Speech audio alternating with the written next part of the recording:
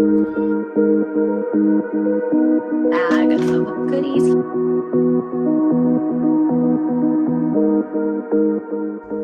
Hi friends, welcome to another video. I am in a book slump. A couple of days ago, I read Fourth Wing and absolutely devoured it. I love that book so much, but unfortunately, that's the problem with reading a really good book sometimes. It just puts you in a book hangover, which just means that you're really sad that book is over. There's no more content to consume in that world and nothing else sounds appealing. So then you just don't feel like reading at all, which is what happened to me for a couple of days now. And I just let myself be in it. I was like, girl, be in your dragon hangover. It's okay, ride the wave. But I think I'm ready to snap out of it now. So this week, I'm going to be trying a number of different methods to get myself out of that book slump and share those with you. So hopefully if you're in one, you can be inspired to get back into reading. So the things I'm going to be trying this week are, first, we're going to go to the bookstore, because what a better idea than to actually go to the Holy Grail itself and get inspired by being around books and people reading books and just having like that immersive experience. Hopefully that will get me excited again. I'm also going to be rereading a favorite. I think that's a great tip for getting excited about reading again, because when in doubt, reach for something that you know is going to be a really good read. So I'm going to share a little more about that later. I'm also going to be using the Pomodoro method to read. So I think a traditional Pomodoro is like 25 minutes. I'm going to be doing 20 minutes. I'm going to read for 20 minutes, take a break, read for 20 minutes, and then take a break. And we'll see if that kind of like resuscitates the reading as well. My fourth method is to create a really cozy reading environment. So I feel like it's one of those like, if you build it, they will come type of thing. So hopefully just making everything really cozy. I'm going to share some tips on how to do that. Will inspire some reading as well. And then lastly, I'm going to focus on variety. I think variety is the name of the game. So different types of books, and then also different genres and different ways to read them. So I'll give some more about that later as well. So I'm going to go through all of these methods this week and see which one actually works to get me back in the mood, in the spirit to be reading again. Thanks so much for watching, and let's see if we can cure this book hangover.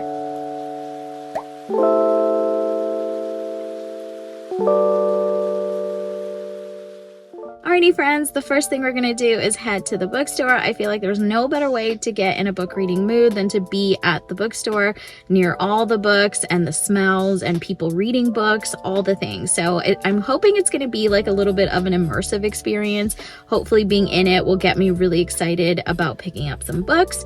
And usually I like to go to small, cute little bookstores just to support local businesses, but sometimes you need the big guy. So I think today I'm going to head to Barnes & Noble's and see what they have going on. I don't have any books that I really want to pick up particularly on my mind, but I know there have been some new releases and some new covers of old books, so I might pick something up. It's usually very hard for me to walk out of there with nothing in my hand, so we'll see what happens. But I'm really going in there just to be inspired to pick up some books again and to do some reading and to help with this hangover. So let's head over there now and see what they have going on.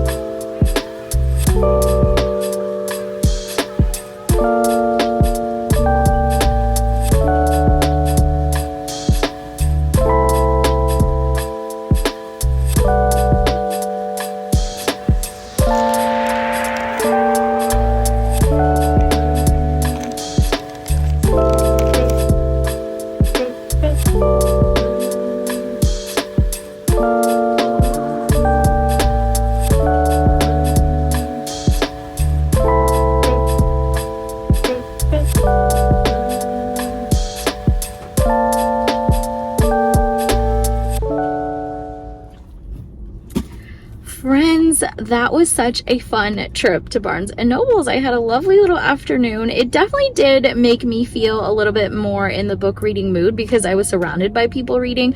If I had more time today, I would have sat down at the cafe and actually read a bit of my book, but I have to get back now. It's also hot as all get out. This heat wave is killing me, so I need to get indoors quickly, and then I will show you my book haul. I can't do it in the car because I will actually melt.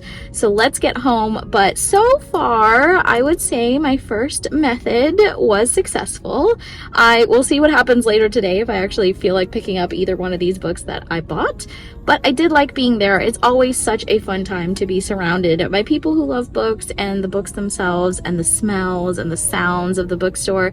It's just such a fun, immersive experience, which is exactly what I wanted to do today, just to like get the blood flowing a little bit in the world of books. So, successful trip to the bookstore. I'm gonna head home now. Like I said, I am absolutely melting, and then I will show you a couple of the books that I got today.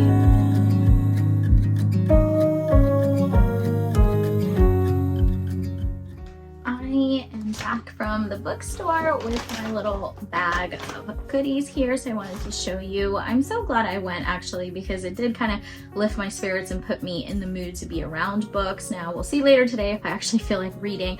I'm going to try out some of those other different methods that I'm going to talk to you about and see if those at least jolt some reading. But for the start of the day, I'm glad that's how I started, because it did kind of put me in a better mood. So the 4 books that I got are all romances, and of course I had to grab some books because it's like a glitch in my brain. I cannot go to the bookstore without grabbing a couple of books, and there's always something that jumps out at me. It's like I'll never go and nothing jumps out at me. It's just not possible. So I ended up with 4. The first one is The Wall of Winnipeg and Me. This is by Mariana Zapata. This is a new cover that was released for this book. I've never read it. I'm very excited to get into it. I've actually never read a Mariana Zapata book, so I'm excited to dive into one. She is the slow burn queen, and I think the story is like really well developed based on what everyone says in all the reviews. I think it's a little bit of fake dating. They work together, all the things. So I'm really excited about getting to this one. Then I got The Kingmaker by Kennedy Ryan. I believe this is also a reprint. I think this is a different cover. This one is about Maxim and Lennox. I think he is like a business tycoon, or wants to be, and they're like oil mining on her family's land, and she's very strong-headed and doesn't want that to happen. And I just think it sounds like a really powerful story, so I'm excited about this one as well. Then I have Before We Were Strangers by Renee Carlino. I have been meaning to pick this up for so long, and for some reason, every time I've come near it or I've gone to the bookstore, I've seen a copy of it, I always just kind of walked by it. I have no idea why, even though in my mind, I'm like, I know I need to read this. Everyone says it's a really great story. I believe it's second chance romance. That's why on the front it says a love-hate love story. I think they find their way back to each other. I love those. Another really great trope. Second chance is chef's kiss. The next book and last one I got is You Deserve Each Other by Sarah Hochul. Yet another title that I have always seen, that has always gotten great reviews, and I've just not had a chance to read. So everyone says this one's like really witty and really funny. I believe they're engaged, but then they break up and then still have to be around each other. So another, I guess, second chance type romance. So that's funny that I grabbed 2 of those, but I guess I'm in a second chance mood. And yeah, I think this one sounds really cute. Maybe more like a rom-com vibe, not as dark, maybe a little lighter and kind of funny and witty. So I might try to highlight a few quotes and annotate a little bit when I read this one. So really excited about these 4 books that I got. I will be putting them on my shelves, but overall, going to the bookstore, definitely recommend if you're in a slump. I think just being in that immersive kind of experience and being surrounded by that type of world and the books and the people and all that really does kind of put you in a better mood to read.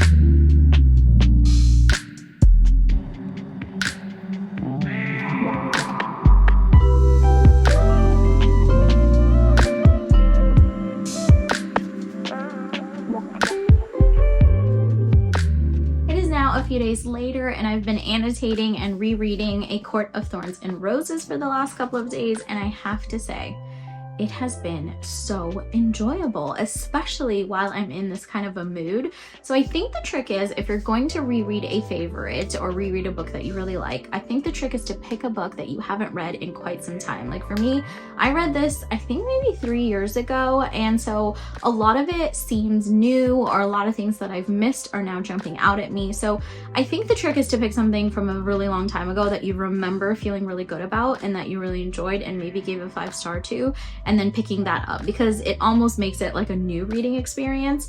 And I think annotating it as well. So as you can tell, I've been going crazy on these tabs, and also in what I've been writing on every single page and highlighting and underlining. That experience has also made this really fulfilling.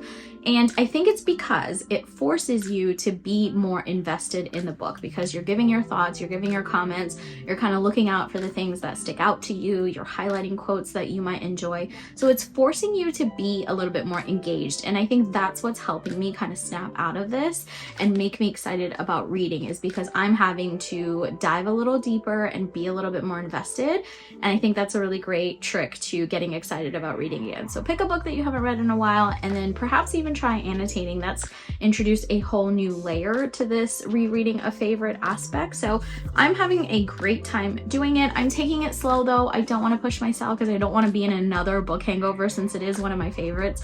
I don't want this to then catapult me into another hangover. So I'm taking it slow. I'm not pushing myself. And I've also been trying to read in a really cozy reading environment, which I'm going to show you a little bit later what I've been doing to make it a fun reading experience, and also trying the Pomodoro method. So I'm going to share more about that as well. I think that one's a really great trick, because 20-minute intervals of reading are not that bad if you actually like think about it. So I'm going to share more details on how I've been doing that. But so far, rereading a favorite is a successful way to get yourself excited about reading again.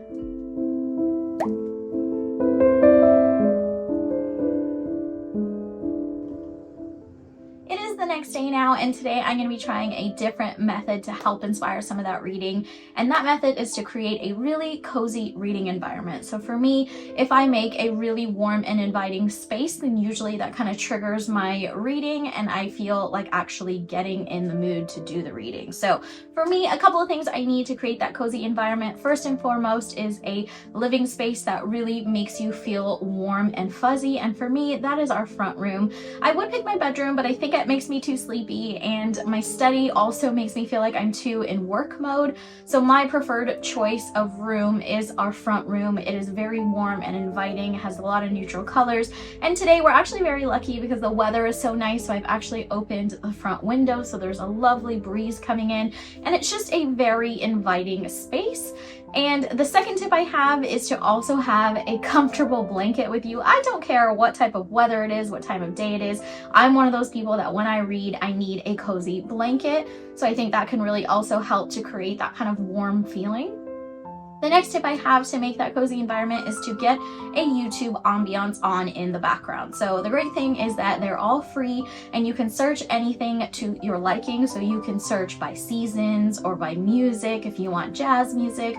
There's also a lot of great like cityscapes on. I love those because they're kind of like pictures in motion type of a thing. So there's a number of different ambiances you can search up. You literally have to just type like summer ambiance, rain ambiance, cozy ambiance even, and it'll give you so many different options. The next thing I recommend for having a cozy environment is also a snack and a beverage of choice, because then it alleviates your ability to get up in the middle of your reading to go find something to munch on. So for me today, I put together a little snack plate of some nuts and cheese and some crackers, a little spicy, salty, sweet, a little bit of everything, so my bases are covered. And then I also got myself a little green juice just to like make myself feel a little bit better. So having that snack and that beverage is also a great way to make your space very warm and inviting. So I'm going to see if creating this cozy environment now helps me read a little bit better by also combining it with my next method, which is the Pomodoro reading method. So let's talk about that.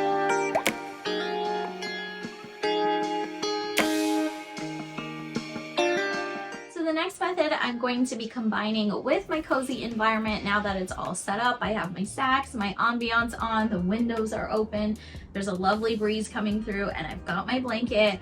Now it's time to actually do the reading, and I thought I would combine efforts and use the Pomodoro method. So a Pomodoro is just a time management technique where you do a task for a certain amount of minutes. I think it's 25 minutes is the official Pomodoro, and then you take a break and then do another 25 minutes. And after you've completed 4 or 5 of those, you can take a longer break. For me, I'm not gonna do the 25 minutes, I'm gonna try 20 minutes. So I've set a 20-minute timer on my phone and I'm gonna let that run, and I'm gonna read the entire time that those 20 minutes is going.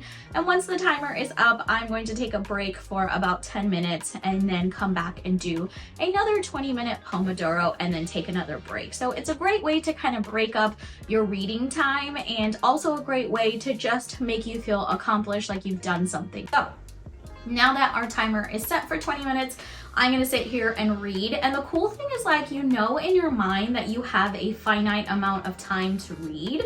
And so somehow it makes you focus less on the time and what you're doing, and you actually end up reading and being really focused on what you're reading, because you know there's a timer going on in the background. It's almost like you kind of take the stress and the pressure off, and you can actually focus on your reading. So I have my book here. I'm going to set the timer and click start, and we're going to do some reading.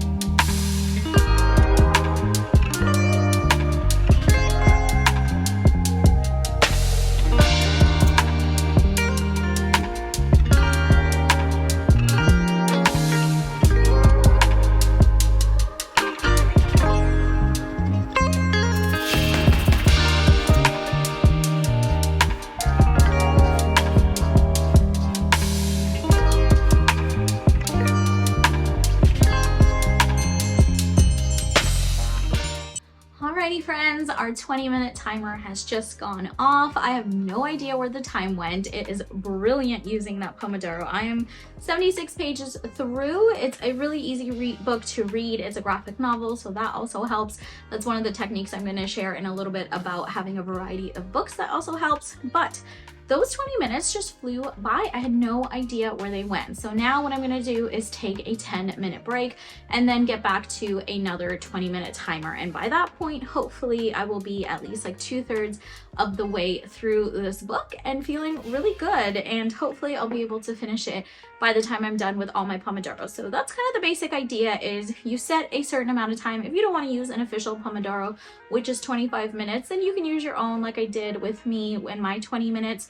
If you have 10 minutes, 15 minutes, whatever it might be, just having that timer on really takes the pressure off and allows you to focus on what you're doing. So try the Pomodoros. I think they're amazing. They're a great time management technique. A lot of people use them, especially like in productivity tools and recommendations. And for me, I was doing it because I just wanted to zap, kind of, you know, resuscitate that reading feeling. And it definitely did that, I think. I mean, I really was really engaged and was having a nice time just focused on my reading. So now I'm gonna go enjoy my break, maybe have some more of my snack, and then set another Pomodoro for 20 minutes and see how far I get.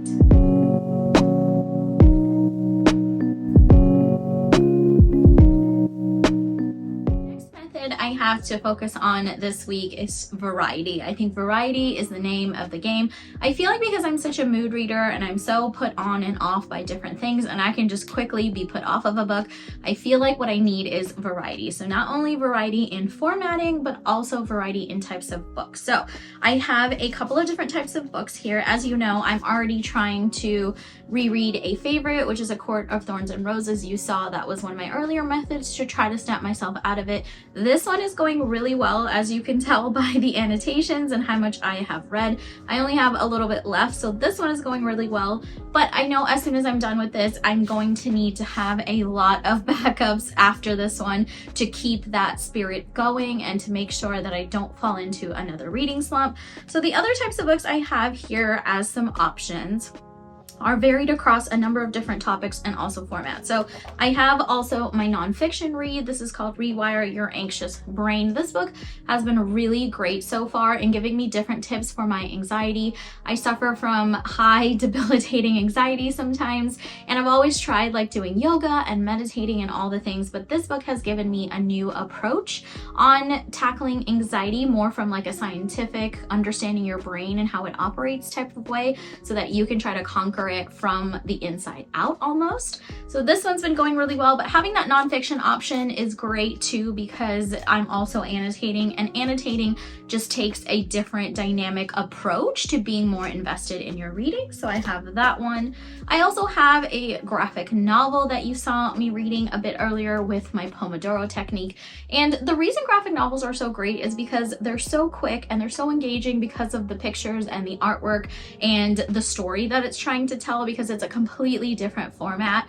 It engages you in a really different way. This is part of that Berry Brook Middle School books that I've been reading. They're so cute and I love them, and I find that they really fly by, especially if I combine it with that Pomodoro technique, and the 20 minutes just flies by, and more before I know it, I'm like halfway through the book and then through the book. So another great tip is to pick up a graphic novel if you're trying to zap yourself into reading again, because you feel accomplished when you finish the book, and it is a book, it's a complete book. So then you can say you read an entire book, even though it didn't take that long. And then the last type of reading I have is on my Kindle. I love this thing. If you are thinking about investing in a Kindle, I 1000% would recommend you get one. Doesn't matter which one, but they're all amazing. And honestly, it's a really cool thing, because on the Kindle app, it'll give you like stats on how much you've read, and it'll give you like a week's read in a row. It'll tell you like your reading streak, and it's like a personal challenge to yourself to see how many weeks you can get in a row. And I love that. And I think mine is up to like, I don't know, like dozens and dozens of weeks in a row, because it's just so easy to read on here. And the good thing about reading on your Kindle as well is there's so many options in Kindle Unlimited. It's like a $10 a month plan, and there's so many books available on there, so many different types as well. So the two I'm going to focus on are, firstly, a Kindle Unlimited romance. Those are a little bit different than your traditionally published romances, because they just tend to go by a little faster. The drama is a little bit more dramatic, and they also typically tend to have happily ever afters. So I'm picking up Katharina Mora's The Unwanted Marriage. This is part of her Windsor Brothers series, and there's one sister I think as well, but it's the Windsor family, and they all have their marriages arranged by their grandmother because of like a business deal, or because it'll be beneficial to the family in some way. So it's all these various marriages that are happening to all the siblings. So it's going sibling by sibling, and each of them has a different situation as to how they've wound up in that arranged marriage. So really fascinating. It's a little spicy as well, so it kind of hits that spice note, and they read really fast, and they're usually happily ever after.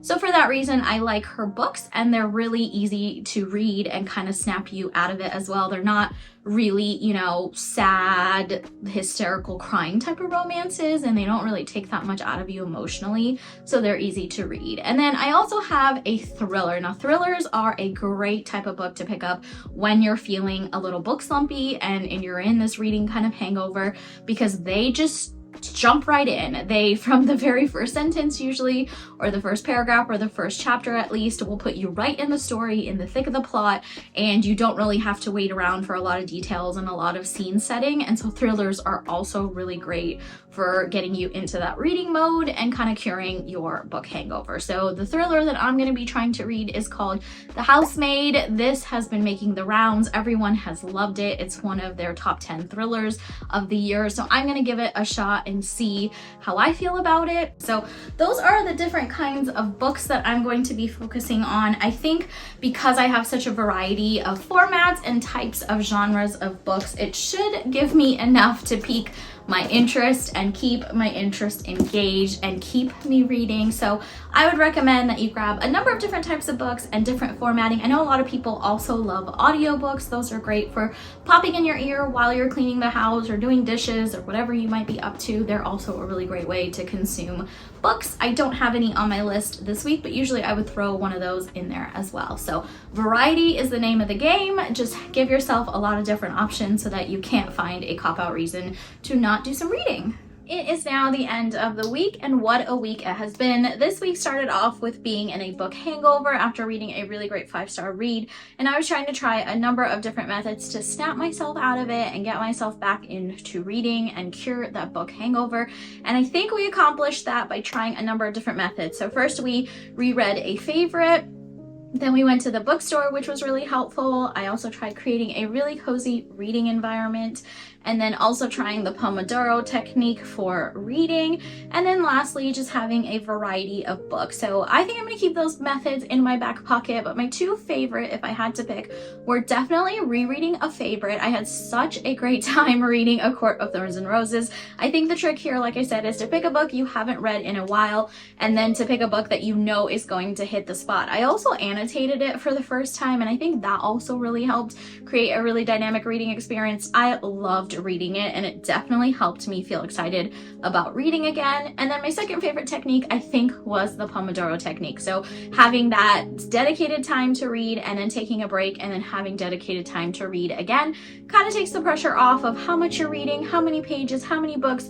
Doesn't matter as long as you're doing some reading, and having that 20 solid minutes to read without any interruptions was really, really great, and it did kind of help me put me in that reading mood along with all the other things. So I hope you got inspired and found a few techniques that would be helpful to you if you're in a book hangover. I am feeling a lot better going into next week. We'll see how that goes and what books I pick up, but I would say this was a successful week, and I'm really excited to see what I pick up next. So thank you so much for watching, and I will catch you next time.